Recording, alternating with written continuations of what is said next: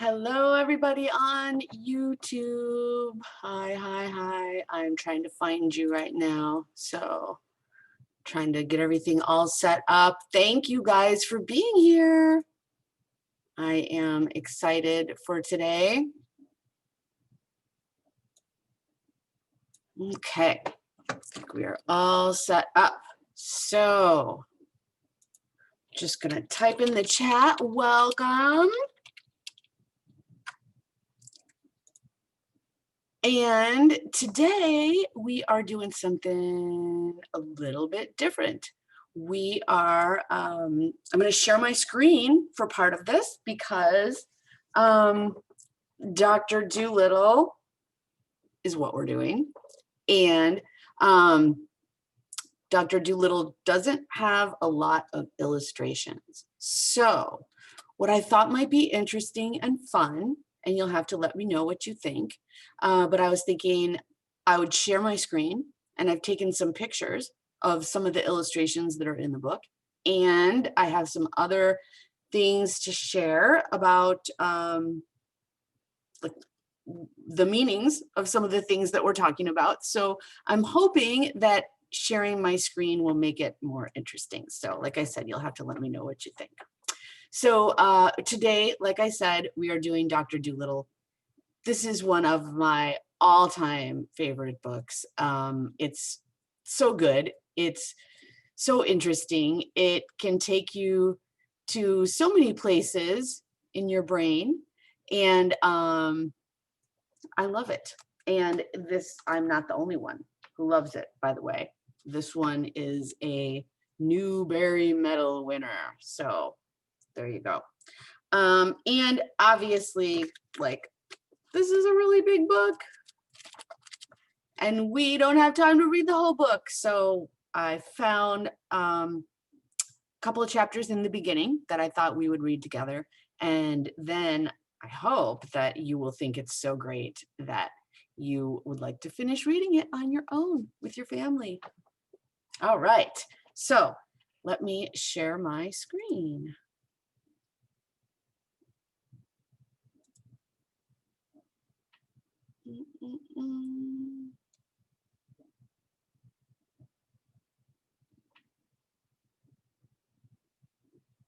Where is, oh, there it is, okay.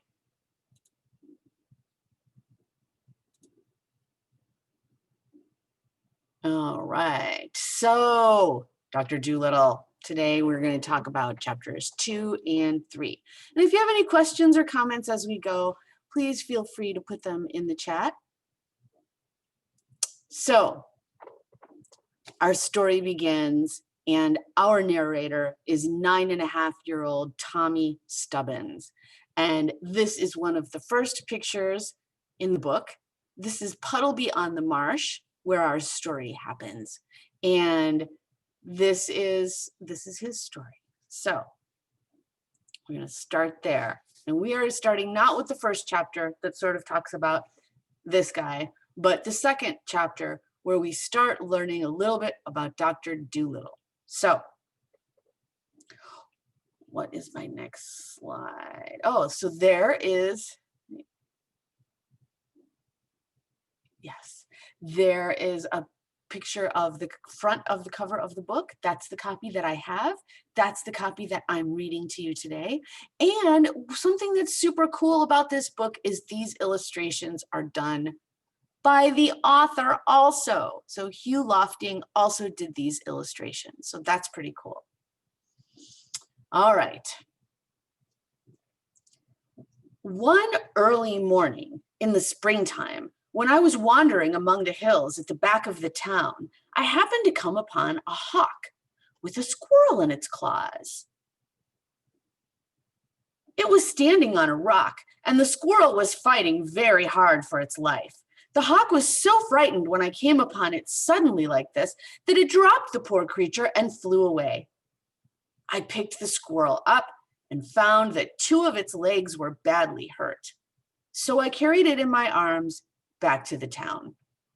When I came to the bridge, I went in and asked him if he could do anything for it.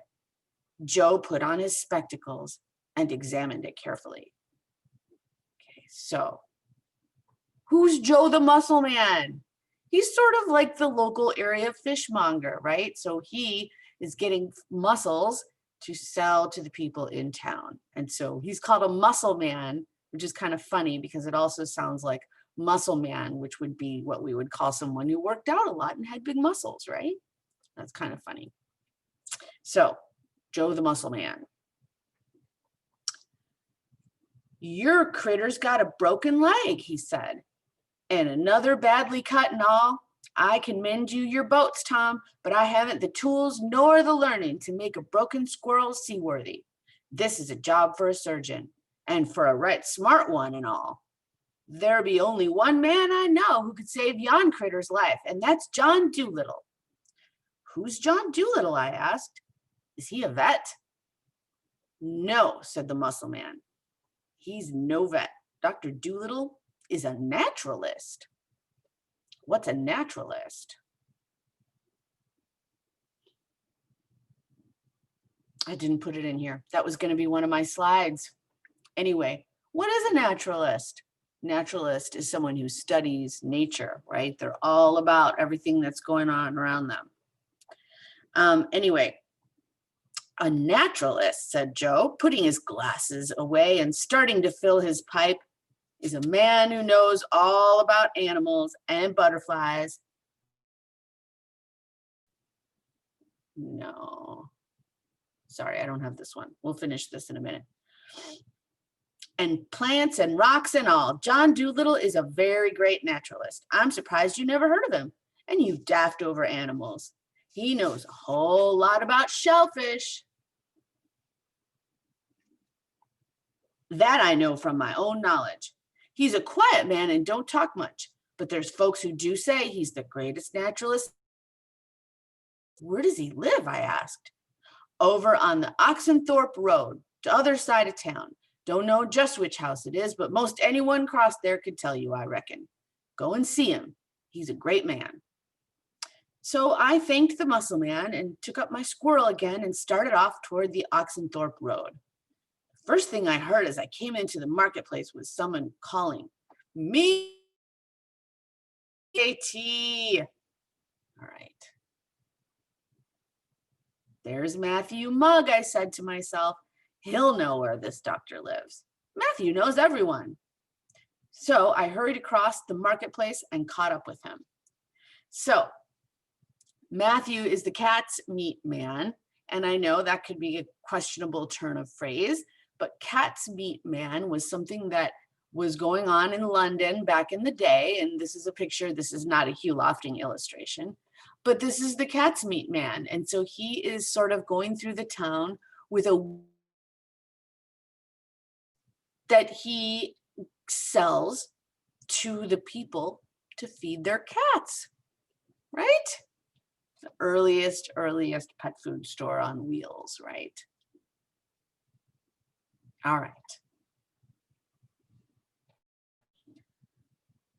Matthew, I said, do you know Dr. Dolittle? Do I know John Dolittle? Said he. Well, I should think I do. I know him as well as I know my own wife. Better, I sometimes think. He's a great man, a very great man. Can you show me where he lives? I asked. I want to take this squirrel to him. It has a broken leg. Certainly, said the cat's meat man. I'll be going right by his house directly. Come along and I'll show you. So off we went together. Oh, I've known John Dolittle for years and years, said Matthew as we made our way out of the marketplace. But I'm pretty sure he ain't home just now. He's away on a voyage, but he's liable to be back any day. I'll show you his house, and then you'll know where to find him. All the way down the Oxenthorpe Road, Matthew hardly stopped talking about his great friend, Dr. John Dolittle, MD. He talked so much that he forgot all about calling out meat until we both suddenly noticed that we had a whole procession of dogs following us patiently. Where did the doctor go to on his voyage? I asked as Matthew handed around the meat to them. So I guess people would buy the meat for their dogs too, right? I couldn't tell you, he answered. Nobody never knows where he goes, nor where he's going, nor when he's coming back. He lives all alone except for his pets. He's made some great voyages and some wonderful discoveries. Last time he came back, he told me he'd found a tribe of Indians in the Pacific Ocean. Lived on 2 islands, they did. Husbands lived on one island, the wives lived on the other. Sensible people, some of them Indians. They met only once a year when the husbands came over to visit the wives for a great feast. Christmas time, most likely. Yes, he's a wonderful man, is the doctor. And as for animals, well, there ain't no one knows as much about him as he does. How did he get to know so much about animals? I asked. The cat's meat man stopped and leaned down to whisper in my ear. He talks their language, he said in a hoarse, mysterious voice. The animals' language? I cried. Why, certainly, said Matthew. All animals have some kind of a language. Some sorts talk more than others. Some speak only in sign language.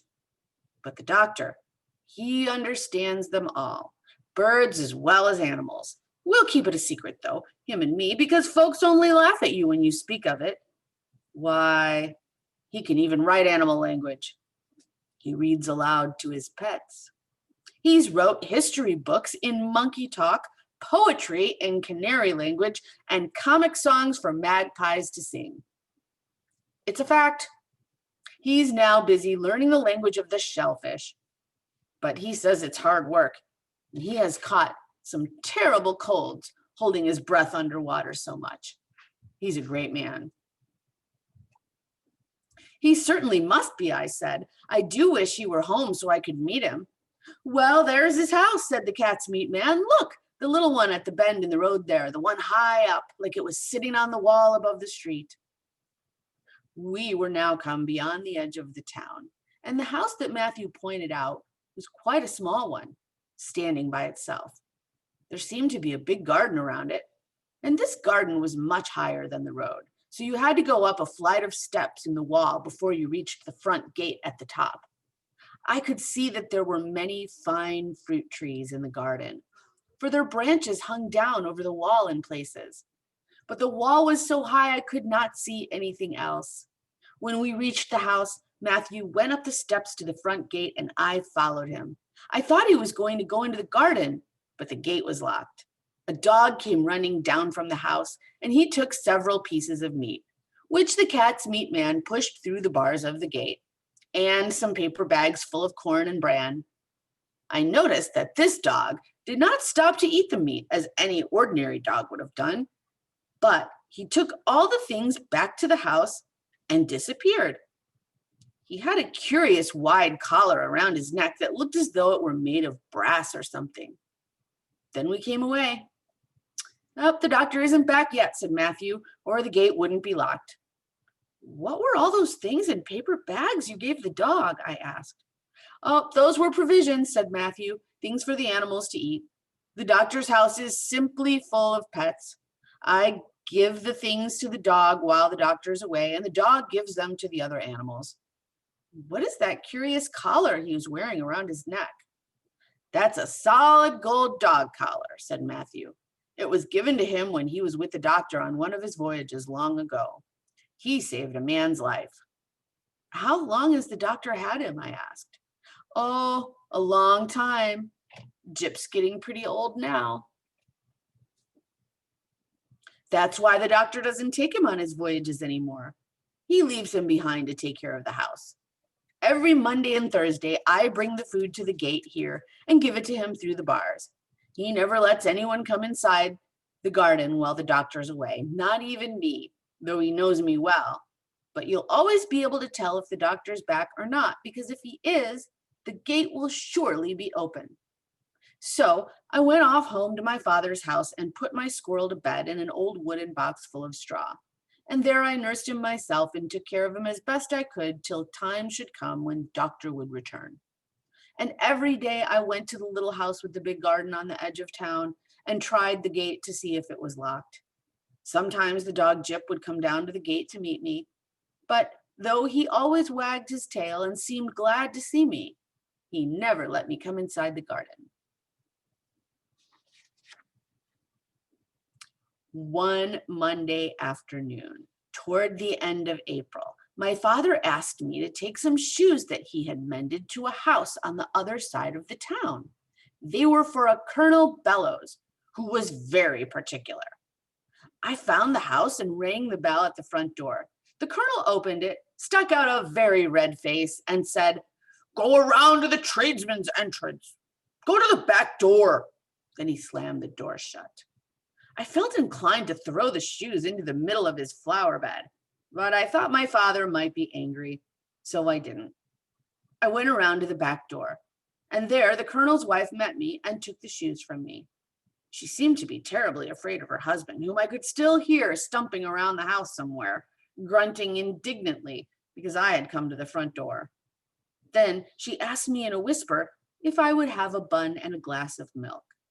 And I said, "Yes, please." After I had eaten the bun and milk and thanked the colonel's wife, I thought that I would see if the doctor had come back yet. My squirrel wasn't getting any better, and I was beginning to be worried about him. So I started off toward the doctor's house. On the way, I noticed that the sky was clouding over and that it looked as though it might rain. I reached the gate and found it locked. I felt very discouraged. I had been coming here every day for a week now. The dog Jip came to the gate and wagged his tail as usual, and then sat down and watched me closely to see that I didn't get in. I began to fear that my squirrel would die before the doctor came back. I turned away sadly, went down the steps on the road, and turned toward home again. I wondered if it was supper time yet. Of course, I had no watch of my own, but I noticed a gentleman coming toward me down the road. And when he got nearer, I saw it was the colonel out for a walk. He was all wrapped up in smart overcoats and mufflers and bright-colored gloves. It was not a very cold day, but he had so many clothes on, he looked like a pillow inside a roll of blankets. I asked him if he would please tell me the time. He stopped, grunted, and glared down at me, his red face growing redder still. And when he spoke, it sounded like the cork coming out of a ginger beer bottle. "Do you imagine for one moment," he spluttered, "that I am going to get myself all unbuttoned just to tell a little boy like you the time?" And he went stumping down the street, grunting harder than ever. I stood still a moment, looking after him and wondering how old I would have to be to have him go to the trouble of getting his watch out. And then, all of a sudden, the rain came down in torrents. I have never seen it rain so hard. It got dark, almost like night. The wind began to blow. The thunder rolled. The lightning flashed. And in a moment, the gutters of the road were flowing like a river. There was no place handy to take shelter, so I put my head down against the driving wind and started to run toward home. I hadn't gone very far when my head bumped into something soft, and I sat down suddenly on the pavement. I looked up to see whom I had run into, and there in front of me, sitting on the wet pavement like myself, was a little round man with a very kind face. He wore a shabby high hat, and in his hand he had a small black bag. "I am very sorry," I said. "I had my head down and I didn't see you coming." To my great surprise, instead of getting angry at being knocked down, the little man began to laugh. "Well, it was just as much my fault as it was yours, you know," said the little man. "I had my head down too, but look here, we mustn't sit talking like this. You must be soaked. I know I am. How far have you got to go?" "My home is on the other side of town," I said as we picked ourselves up. "My goodness, but that was a wet pavement," said he. "And I declare, it's coming down worse than ever. Come along to my house and get dried. A storm like this can't last." He took hold of my hand, and we started running back down the road together. As we ran, I began to wonder who this funny little man could be and and where he lived. I was a perfect stranger to him, and yet he was taking me to his own home to get dried. Such a change after the old red-faced colonel who had refused to even tell me the time. Presently, we stopped. "Here we are," he said. I looked up to see where we were and found myself back at the foot of the steps leading to the little house with the big garden. My new friend was already running up the steps and opening the gate with some keys he took from his pocket. Surely, I thought, this cannot be the great Dr. Dolittle himself. I suppose after hearing so much about him, I had expected someone very tall and strong and marvelous. It was hard to believe that this funny little man was with the kind, smiling face could really be he. Yet here he was, opening the very gate which I had been watching for so many days.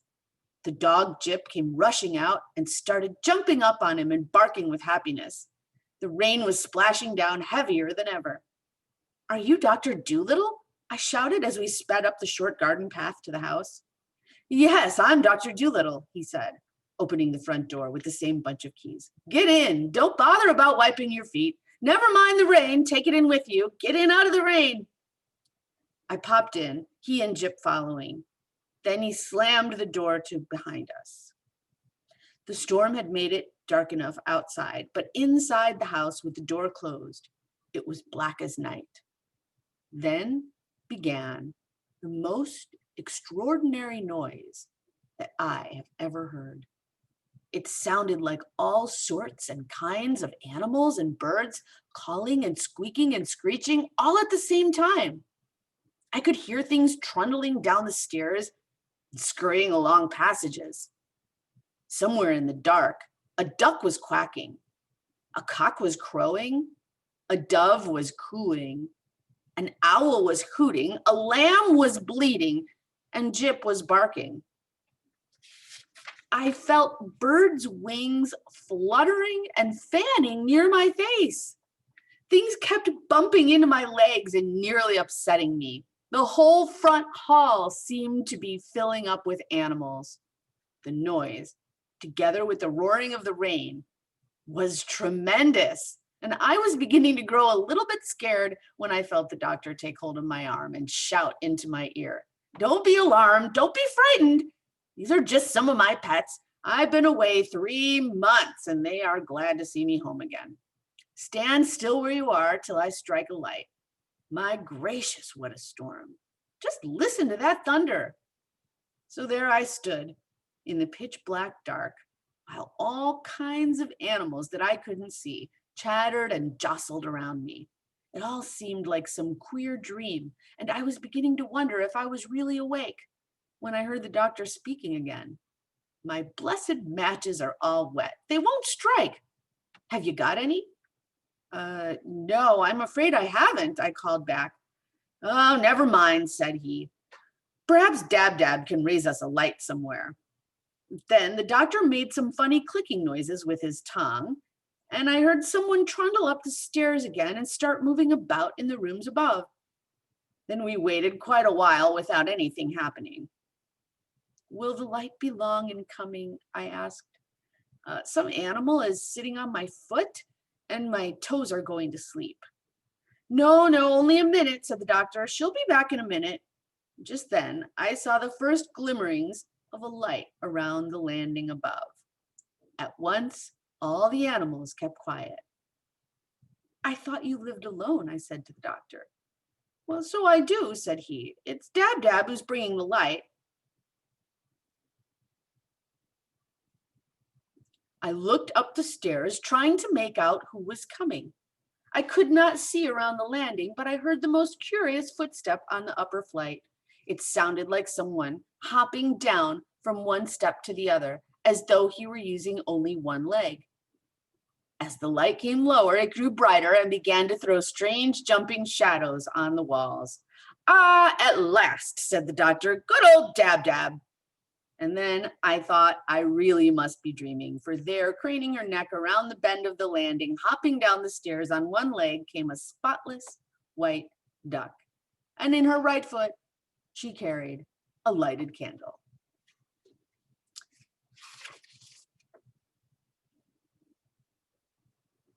This is a picture of inside Dr. Dolittle's house from a little bit later in the book. We just got done reading the second and the third chapters. We don't have time to finish reading the entire book. And so if you find yourself in need of a Dr. Dolittle, right? Like, what if you find yourself having an issue with an injured squirrel, right? What if you find a bird that can't fly? What if you find wildlife in distress, right? If you do, you need to find your local wildlife rehabilitator. And locally, if you live in the LA area, we have some great ones. We have the California Wildlife Center. We have Squirrel Mentor for squirrels in particular. And we have the Ojai Raptor Center, also very nearby. Thank you, love, Turanga Ranch. So I am going to stop sharing my screen now.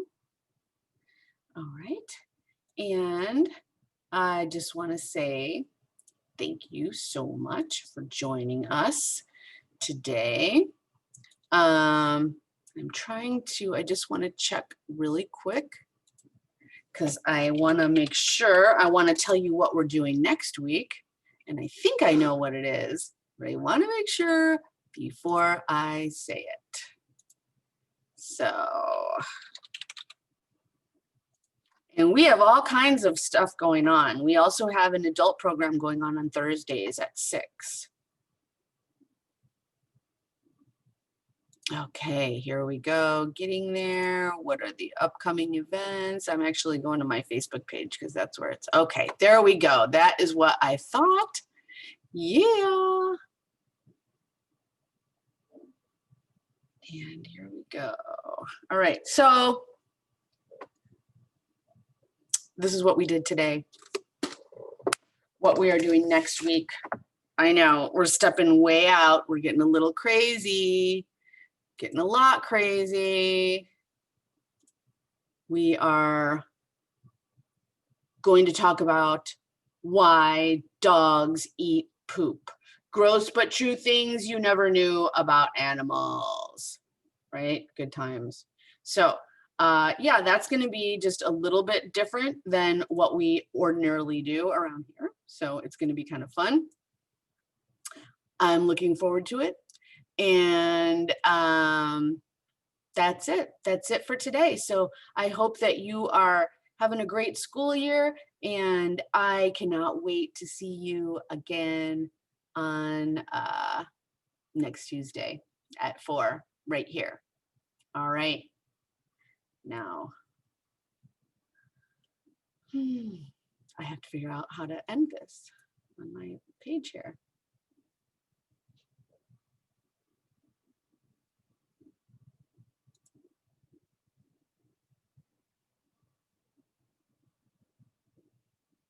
All right, there, I found it. Yes. All right, good times. All right, well, bye, everybody. We'll see you next time.